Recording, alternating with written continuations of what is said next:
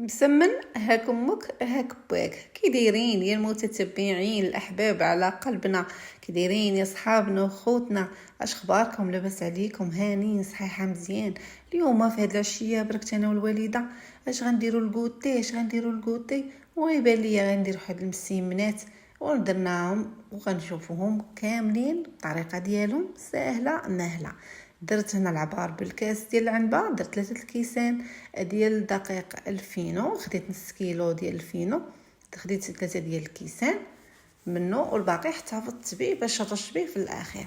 وهنايا خديت 3 الكيسان ديال الدقيق الابيض بطبيعه الحال نوعيه جيده خاص بالحلويات. 3 ديال الكيسان كيف ما شفتوا، هنا نص كيلو خلينا منه هذاك الشويه كيف ما قلت لكم. نغربل الكل بهذا الشكل ضروري من التغربيل. وهنا غنبدا نضيف باقي المكونات. عندنا هنايا الملحه، هنايا عندنا السكر سنيده، خديت كميه من ملعقه غير مملوءه، وكنبدا كنعجن بالماء عادي من الصنبور. كنخلط النواشف بطبيعه الحال هما الاولين، وكنبدا نضيف في الماء وكنعجن.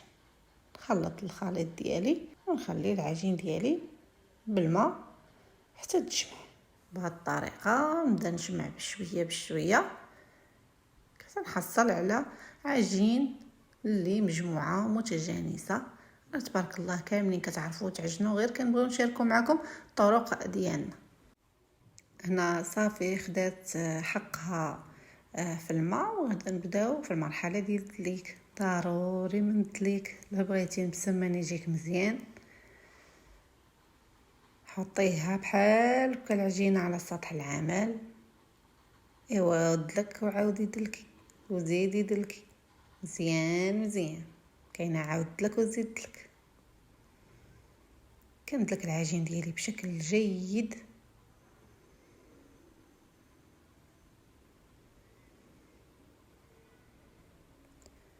حتى كتدلك ليا بهذه الطريقه هذه. وهنايا صافي من بعد ما دلكناها غادا ندير ليها بابي فيلم اللي هو السلوفان، نغطيها مزيان ونخليها ترتاح وتاخد وقت على الاقل واحد نصف ساعه باش تولي طايعه علينا في يدينا وتجينا سهله. هنا ناخذ العجين غنقطعوه على 4، غنشكل 4 ديال الكويرات. صافي هنا غنديروا مسمنات يكونوا كبارين، مبقاوش هنايا كنلعبوا، ونشكلهم كرات على هذا الشكل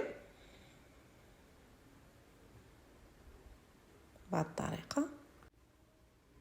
كناخذ دهنه خفيفه من زيت المائده وكندهنهم بهذا الشكل هذا كيف ما كتشوفوا، باش منين نغطيهم بالبلاستيك الغذائي ما يلتصقش بهم.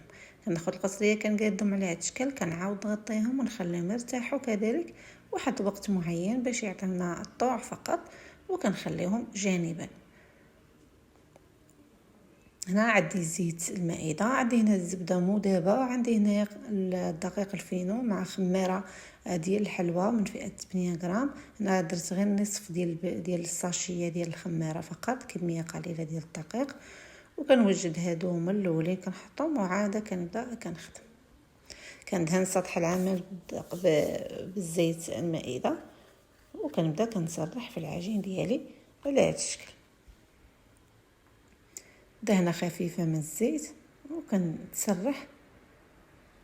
سرحوا مزيان من الوسط من الجناب، ما نخليه حتى شي جزء اللي يكون غليظ. بهذه الطريقه هذه كيف ما كيبان لكم. ما نساوش الجناب بطبيعه الحال. العجين قد ما خليتوها ترتاح راه كتعطيكم طوع بشكل جيد.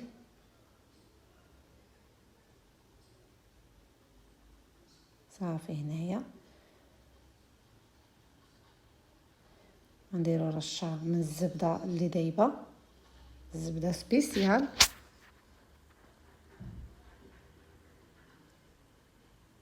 وكندير رشه ديال دقيق الفينو اللي مخلط بالخميره ديال الحلوى. وكنبدا كنطوي في العجين ديالي على هذا الشكل، كنرش وكندهن ونرش وندهن ونبدا كنطوي بهذه الطريقه هذه.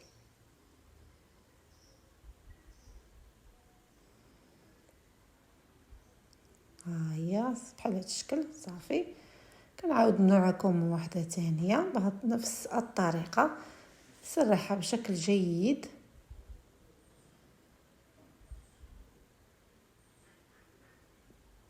هاد المسمنات جاو من داكشي،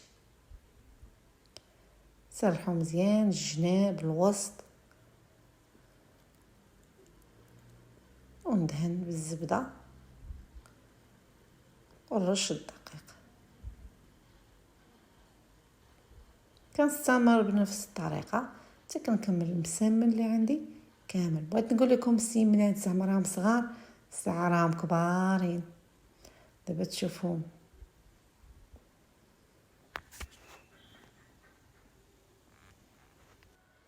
هنا ملي كيدوزو كاملين بنفس الطريقه كناخذ بلاطو كيف ما تشوفوا دايره لي بابي فيلم وكنغطيهم بهذا الشكل هذا بهذه الطريقه هذه صافي. هنا المسمن ديالنا راه ولا موجود، نخليهم حتى الساعه اللي غادا نبغيو ناكلوهم وندوزوهم ونكملوا بهم الطياب. درجهم في الثلاجه، تقدروا ديروهم في المجمد حتى الوقت اللي بغيتو يباتوا ياخذوا سيمانه في المجمد، راه كيبقى هو ما تيطرى ليه حتى شي حاجه. هنا من بعد ما بغينا نطيبوه كناخذوه كنفردها في السطح العمل بهذا الشكل هذا من جميع الجهات، تاخذ سطح واحد. هنا المقله الثقيله بطبيعه الحال درناها كتسخن، ضروري انها تكون سخونه، لا خليتوها بارده راه غتلتصق لكم العجين. هنا من بعد ما رشيتها بواحد الرشه ديال الزيت، حطيت المسمنه ديالي على هذا الشكل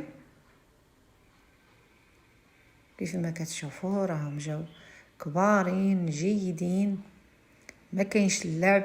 اللي حطيتي ليه وحده ما يعاودش ياكل النهار كامل. كنعاود نقلب من جميع الجهات من الجناب ونحاول ندورها فوق المقله حتى كطيب وكتحمر كيف ما كتشوفوا.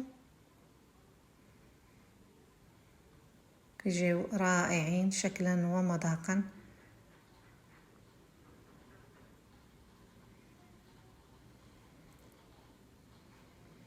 نعاود معكم واحده ثانيه. هانتوما شوفوا ما شاء الله راه كبير. هذا راه شكاره ديري فيها كتوبه، درت هز كتاب ديال القرايه هذه.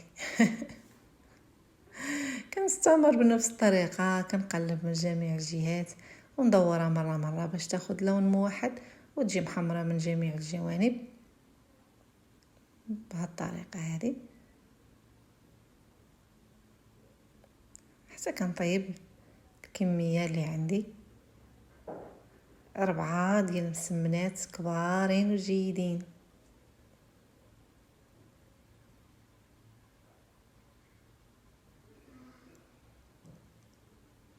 كنكمل بنفس الطريقه.